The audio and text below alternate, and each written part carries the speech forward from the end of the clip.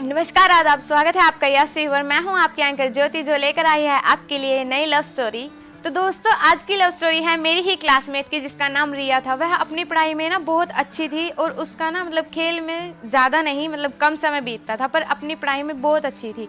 तो ऐसे ही धीरे धीरे हमारी क्लासेस चल रही थी। तो एक दिन हमारी क्लास में एक लड़के ने एडमिशन लिया, जिसका नाम संतोष था। तो संतोष रिया का पड़ोसी था। तो उनके बीच में धीरे धीरे ऐसे ही किसी टॉपिक को या फिर पढ़ाई की समस्या को लेकर ही बातचीत हुआ करती थी। तो धीरे धीरे उनकी आपस में बातचीत बढ़ने लगी। तो ऐसे ही संतोष ने रिया को प्रपोज किया। तो एक दिन रिया अपने गाँव चली गई, पर उस दिन ना संतोष का बिल्कुल भी मन नहीं लगा। तो एक दिन संतोष ने रिया को प्रपोज किया। रिया ने हामी नहीं भरी, पर 1 महीने बाद रिया ने उसको हाँ बोल दिया।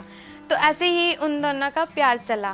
तो एक दिन जब संतोष रिया को मिल रहा था, तो उसकी मम्मी ने संतोष की माता ने रिया को मिलते हुए देख लिया। तो संतोष की माँ ने संतोष को बोला कि आज के बाद तू उस लड़की से नहीं मिलेगा, बल्कि अपनी पढ़ाई में ही मन लगाएगा। तो संतोष ने सोचा कि ठीक है मम्मी, आज के बाद मैं पढ़ाई में ही ध्यान लगाऊंगा। तो रिया स्कूल की सबसे अच्छी टॉपर थी, लेकिन अब की बार उसका पढ़ाई में ध्यान नहीं था। वह संतोष से बहुत प्यार करती थी, लेकिन संतोष ने उससे बात करना सब कुछ बंद कर दिया था। तो ऐसे ही हमने एग्ज़ाम दिए। तो एक दिन रिजल्ट का टाइम आया, तो जिसमें रिया के मार्क्स कम थे और संतोष के ज़्यादा थे। रिया को इतना पढ़ाई में ध्यान नहीं रहा था, क्योंकि वह संतोष के प्यार में ही पागल थी। तो ऐसे ही टाइम बीतता गया। तो एक दिन संतोष ने कॉलेज में एडमिशन लिया, पर रिया ने कोई कॉलेज में एडमिशन नहीं लिया। पर रिया ने एक चीज़ ये ध्यान रखी था, संतोष ने जिस कॉलेज में एडमिशन लिया था उसका पता निकाला।